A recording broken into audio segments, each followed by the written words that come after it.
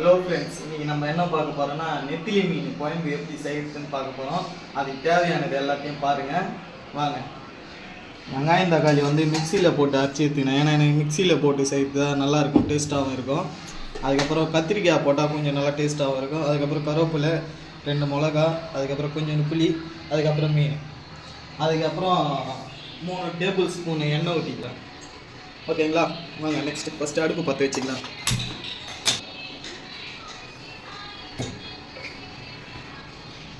எண்ணெய் ஊற்றிக்கோங்க.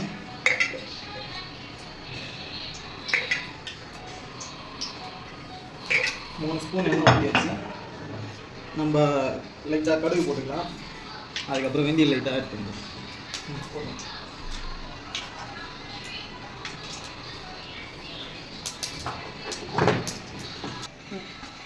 அடுத்து லைட்டாக கருவேப்பிலை சிம்மில் வச்சுருங்க. அது வந்து நான் வந்து இஞ்சியை வந்து தட்டி தான் போட்டுக்கிறேன். உங்களுக்கு எப்படி தேவையோ அந்த மாதிரி பூண்டு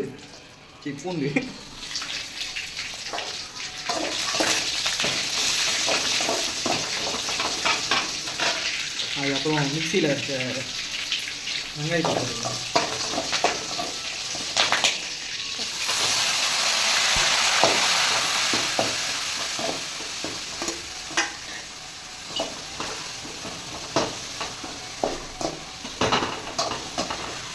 கடாய் சதவீதம் நம்ம பிடிச்சிக்கலாம்.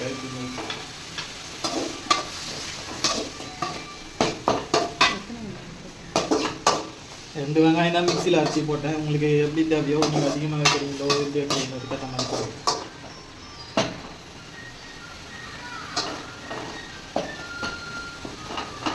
லைட்டாக பொன்னிறமாகட்டும். இப்போ வந்து நம்ம தக்காளியை கொட்டிக்கலாம். தக்காளி வந்து அதே 3 தக்காளி தான் போட்டேன் நான். தக்காளி எதுக்கேற்ற மாதிரி போடுங்க, நல்லாயிருக்கும். பெரிய தக்காளி 3 தான் போட்டேன்.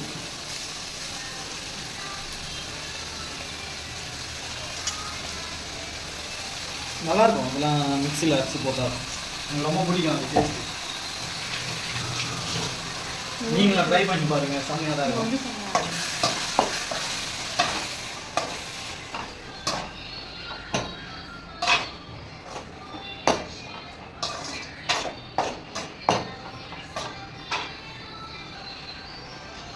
கலர் கொஞ்சம் சேஞ்ச் ஆகிடும். லைட்டாக 2 ஸ்பூன் உப்பு போட்டுக்கலாம்.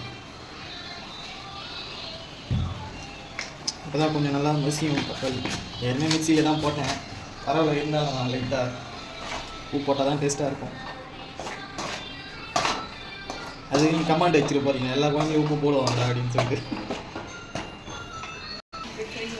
எண்ணெய் நல்லா மேலே வந்துடுச்சு, தெரியுதுங்களா? நல்லா இதுவாகிடுச்சுன்னு அர்த்தம். இப்போ நம்ம வந்து கத்திரிக்காய் வந்து 4 கத்திரிக்காய் வச்சுருக்கேன், 5 கத்திரிக்காய் வச்சுருக்கேன். இது வந்து போட்டுக்கலாம். கத்திரிக்காய் போட்டால் நல்லா டேஸ்ட்டாகவும் இருக்கும், பக்காவாக இருக்கும் மீன் குழம்பு.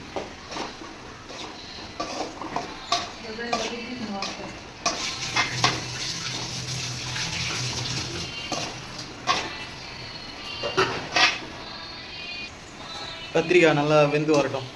சரிங்களா?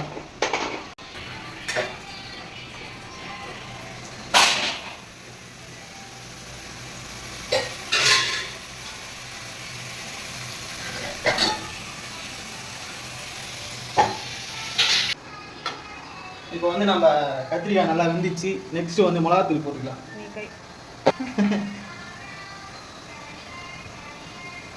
3 ஸ்பூன் மிளகாத்தூள் போட்டுக்கிறேன்.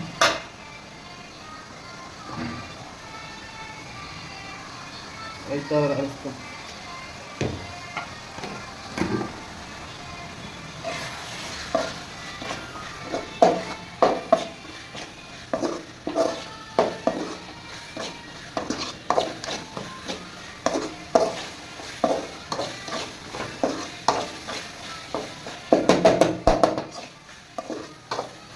லைட்டாக நல்லா எண்ணெய் பிரிஞ்சு வரட்டும்.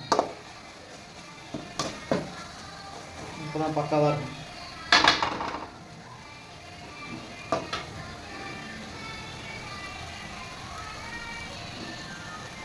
பிரிஞ்சு வந்துச்சு. இது சைடில் பார்த்தா தெரியும்.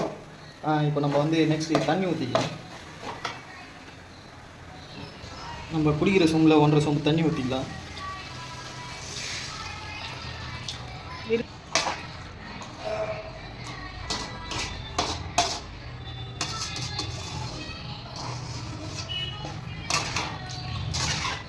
எப்போவுமே கலரி பார்த்து தண்ணி ஊற்றணுமா, அப்போ தான் அளவு தெரியுமா. இப்போ வந்து நல்லா கொதித்த பிறகு புளி ஊற்றிட்டு ஒரு 5 நிமிஷம் விட்டுட்டு அதுக்கப்புறம் மீன் போட்டுக்கலாம். பாருங்கள், தக்காளி எதுக்கு நான் இதுவாக பண்ணேன், அந்த திக்னஸ் வரும், அதனால தான். குழம்பு நல்லா கொதிக்குது. இப்போ வந்து புளி லைட்டாக ஊற்றிக்கலாம். புளி ஊற்றிக்கலாம் லைட்டாக இல்லை.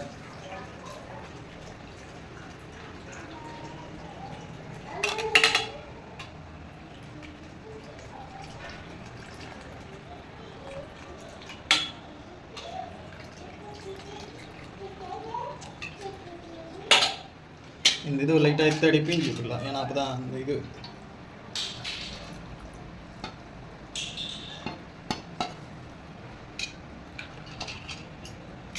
அதில் புளி ஊற்றியாச்சு. இப்போ நல்லா கொச்சுதுன்னா அடி இந்த இது ரவுண்டில் லைட்டாக கீழே இறங்கிச்சுன்னா அதுக்கப்புறம் நம்ம மீன் போட்டுக்கலாம். சும்மா தரமாக இருக்குது பார்த்து மீன் குழம்பு.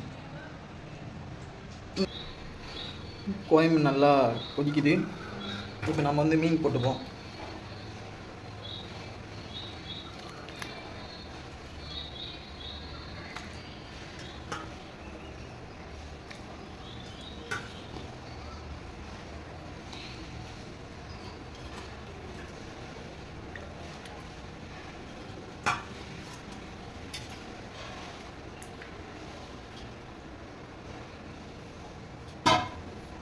அவ்வளோதான் ஃப்ரெண்ட்ஸ். நல்லா ஒரு சிம்மில் வந்து ஒரு 10 நிமிஷம், ஒரு 3 நிமிஷம் விட்டுருங்க, கரெக்டாக இருக்கும்.